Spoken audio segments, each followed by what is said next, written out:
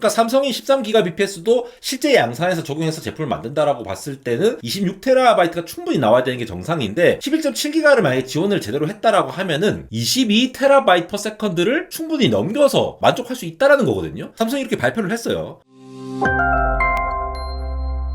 네, 여러분 반갑습니다. 에러입니다. 제가 원래 쿠다의 해자를 무너뜨릴 수 있다라는 가능성을 낸 논문을 열심히 분석하고 있었는데 갑자기 이런 기사가 떴더라고요. 엔비디아가 베라루빈의 HBM4 사양을 하향 조정했다는 얘기가 나옵니다. 이게 이유가 메모리 공급업체, 그러니까 하이닉스랑 삼성전자겠죠. 이 모든 공급업체들이 22TB/s의 목표를 달성하지 못함에 따라서 낮췄다라는 얘기를 하는 겁니다. 제가 얼마 전까지 삼성의 양산, HBM4 양산 선언에 대해서 이게 완벽한 양산이 아니라 아직 퀄을 받아야 된다. 맥스 13GBps가 어떻고 11.7GBps가 어떻고 그게 비닝이 되면은 듀얼로 묶어서 할 수 있는 듀얼 비닝의 전략 같은 것들이 어떻게 되는지 이전에 미리 말씀을 드렸죠. 그러니까 아직 퀄이 완벽하게 이루어지지 않은 상황에서 수율이 안 올라오면은 결국 13GBps라는 것도 맥스치를 딱 쳤을 때에 굉장히 좋은 조건에 해당하는 칩들만 그렇다라는 거를 말씀을 드렸는데 결국 양산을 한다라고 하지만 양산도 여러 가지 스테이터스가 있거든요. 그거에 대해서 오늘 좀 요거 기사를 중심으로 좀 설명을 드리려고 갖고 왔습니다. 일단 이 내용은 세미어널리시스의 새로운 보고서에 의한 내용입니다. 물론 세미어널리시스에서 AMD에 조금 더 우호적인 얘기가 있다 뭐 이런 얘기도 있어요. 근데 어쨌든 간에 그것과 상관없이 여기 분석을 했는데 차세대 GPU에 대한 사양 요구 사양을 완화하고 있다 라고 했는데 이게 22TB/s에서 20TB/s. 일단 뭐 이 단위부터 약간 헷갈리죠. 13기가가 나오고 또 테라바이트가 나오고 이러니까. 자, 이게 어떤 걸 의미하는지 요걸 살펴보면은 HBM이라는 게 만드는 그 과정에 대해서 퀄을 받는 과정, 실제로 삼성은 분명히 양산을 했다고 하이닉스는 안 했다고 했는데 라고 헷갈리는 것들이 싹 다 정리가 될 수 있고, 물론 이것도 제 생각입니다. 기존 반도체 생산과 관련해서 그리고 업계 소식들을 다 종합을 해봤을 때 추정할 수 있는 내용들을 얘기를 해드린 거라서 팩트라고는 볼 수 없는데 이렇게 해석할 수 있다라고 해석해 주시고, 제가 늘 말씀드리지만 하이닉스건 삼성전자가 어느 누구 편을 드는 게 아니에요. 그냥 이렇게 띡 보이면은 또 이제 패닉을 하시는 분들도 있고 어떤 기술이 누가 더 앞서는 이런 것들을 이제 헷갈리시기 때문에 양산 과정을 설명드리는 겁니다. 그럼 한번 가보시죠. 자, 원래 삼성전자 기준으로는 13GBps를 최대로 하해서 양산했다. 그리고 대부분 다 11.7GBps로 지난 2월 설날 연휴 때 그때 발표를 했죠. 그러면서 세계 최초로 HBM4를 양산했습니다라고 해서 삼성이 발표를 한 내용이고, 아직 하이닉스는 양산했다는 발표를 안 했어요. 그래서 그때도 제가 이게 맥스가 13기가고 11.7GBp인데 아직 퀄이 진행 중이기 때문에 이게 완벽한 양산이 아닐 수 있다라는 얘기를 들었더니 거기에 대해서 야 뭐 양산했다는데 너 뭐 왜 이렇게 삼성전자 싫어하냐 뭐 이런 얘기를 해주시는데, 그런 게 아니라 아직 콜이 진행되고 있기 때문에 말씀을 드린 거예요. 콜 승인이 안 났다는 거예요. 콜이라는 거는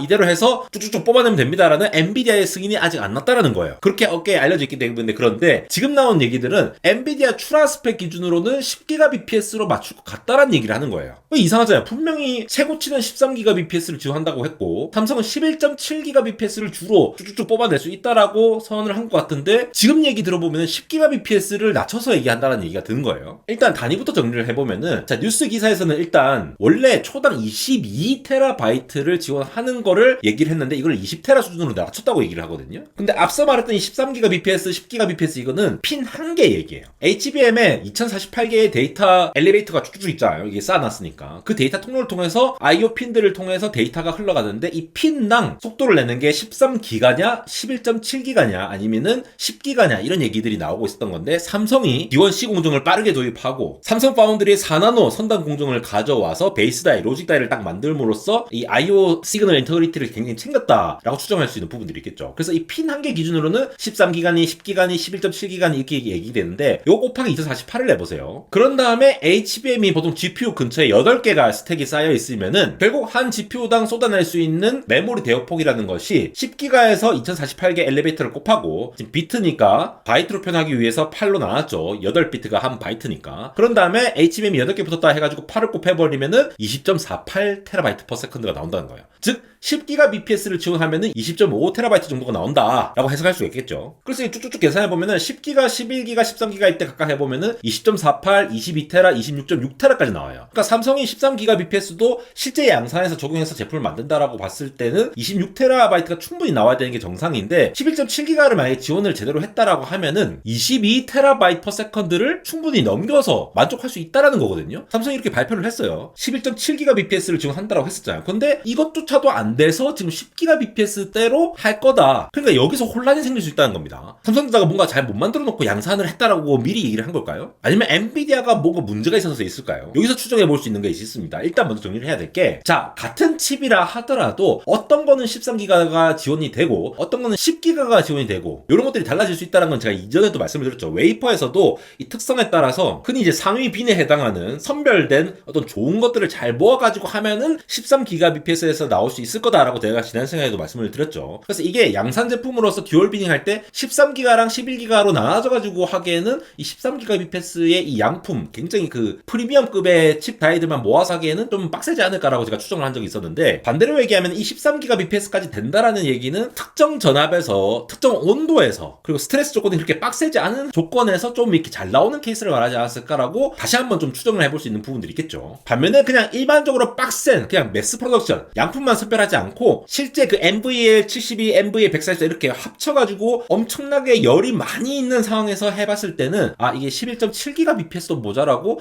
한 10GBps로 좀 낮춰서 하는 게 훨씬 더 안정적이다 라고 엔비디아가 판단할 수가 있습니다. 삼성전자도 실제로 13GBps의 맥스치는 HBM 만든 것도 맞고 11.7GB로 충분히 아마도 엔비디아가 처음에 요구한 조건대로 했을 때에 충분히 11.7GB를 생산해서 맞출 수 있을 것 같다라고 느껴졌지만, 실제로 이 쿼를 하는 과정에서 엔비디아가 보니까 아 삼성한테 이렇게 만들어라고 했는데 실제로 넣어보니까 조금 더 이게 좀 볼티지를 낮춰갖고 속도를 10기가 정도로 낮춰야겠는데 라고 할 수 있을 가능성이 있다는 거예요. 그래서 이 보도에서 엔비디아가 루빈 VR200 요거에서 메모리 대역폭을 22TB에서 20TB로 낮췄다라는 말은 요거 지금 초도 물량 얘기거든요. 처음 생산하는 양들. 베라루빈 처음 나오는 애들을 HBM에 넣을 건데 초도로 막 뽑는 그 수량들을 다 대응하는 HBM을 원하는 수량만큼 원하는 신뢰성 수준으로 딱 만들기 위해서는 이 NVL이라고 하는 이 시스템 전체가 굉장히 안정적으로 잘 만들어져야 될 거잖아요. 그러니까 이 시스템을 전체적으로 안정화시키기 위해서,는 물론 전압도 올렸고 열을 조금 더 발생시키면서 하면은 11.7기가도 충분히 생산하면서 넣을 수도 있겠지만 또 그렇게 하지 않고 20TB/s로 낮춰가지고 충분한 물량을 많이 생산해서 초도 물량으로 생산하려고 하는 것이 아니냐라는 추정을 일단 해볼 수가 있고, 그러면 이 충분한 물량으로 나와야 되는데 22TB/s의 표준 출하로 안 될 것 같다. 삼성 거는 되잖아요. 11.7기가 하면 충분히 되거든요. 근데 혹시 또 하이닉스가 훨씬 더 벤더 물량이 많은데 하이닉스가 뭔가 좀 더 위험하다일 가능성도 솔직히 있긴 있죠. 하이닉스가 11기가 이상으로 잘 못 뽑아주니까 22TB를 못 뽑고, 그렇게 되면은 사실 올해 HBM4의 물량은 하이닉스가 훨씬 더 많이 공급을 한다라고 알려져 있잖아요. 근데 그 초도 물량으로 많이 생산을 해야 되는데 이게 좀 안 되는 거 보면은 좀 결국은 시스템 관점에서도 좀 안정적으로 가고 하이닉스도 11GBps 이상을 지원을 안 하는 걸로 해서 좀 안정적으로 가지 않을까, 여러 가지 시나리오가 나올 수 있다는 겁니다. 근데 이 관점에서 제가 이제 지난번에 조금 더 말씀드렸던 부분들을 자세히 말씀드리면은 이 HBM이라는 거의 양산, 이 양산이라는 것도 여러 단계가 있다라는 거죠. 원래 D램이라는 거는 웨이퍼 이렇게 동그란 웨이퍼에서 이 웨하스는 웨하스 이거 웨이퍼스를 웨하스라고 부르는 거죠. 그거를 반도체 웨이퍼라고 하는 게 이게 레이어 단위로 돼 있어서 이게 웨하스라고 부르는 건데, 이 웨하스를 딱 이게 탁탁 칩 다이를 뽑아가지고 패키징을 하는 단계로 간단하게 양산 단계로 되면은 보통 패키징까지 해가지고 딱 내놓을 수 있으면은 아 이거 이제 양산합니다라고 그동안은 레거시 D램에서는 그렇게 선을 해왔어요. 근데 HBM은 좀 다른 게 웨이퍼로 D램을 다 만들고 그 만든 D램들을 쌓아가지고 TSV로 다 뚫어야 되고 쌓아 올려서 본딩하고 그 다음에 그 밑에다가 로직 베이스 다이도 이제 붙여야 되죠. 그런 다음에 코어스 인터포저 같이 이렇게 또 연결도 시켜야 되고 최종적으로 GPU 보드를 때 만들 텐데 HBM이 가장 처음에 붙잖아요. 그 보드 상에서. 그래서 초기 요건대로 이렇게 했더라도 뒤로 가면 갈수록 이게 시스템 관점에서 최적화를 해보니까 야 이거 너무 빨리 돌리기는 힘들겠다. 좀 낮춰서 해야 되는 게 결국 엔비디아 제품상에서 발열이라든가 신호 인티그리티라든가 안정성 같은 것들을 확보하기에 좀 유리할 수 있지 않았을까라고 하는 측면도 있을 것 같고, 아니면은 하이닉스가 이걸 좀 지키지 못했기 때문에 양산을 충분히 뽑으려고 하면은 아 하이닉스 그 수준에 맞춰가지고 양산을 해야겠다라고 결심했을 수도 있습니다. 어쨌든 지금 삼성이 얘기하는 그 양산을 했다라는 관점에서 봤을 때는 아마 요 정도까지 로직 베이스 다이 인티그레이션까지 합쳐져가지고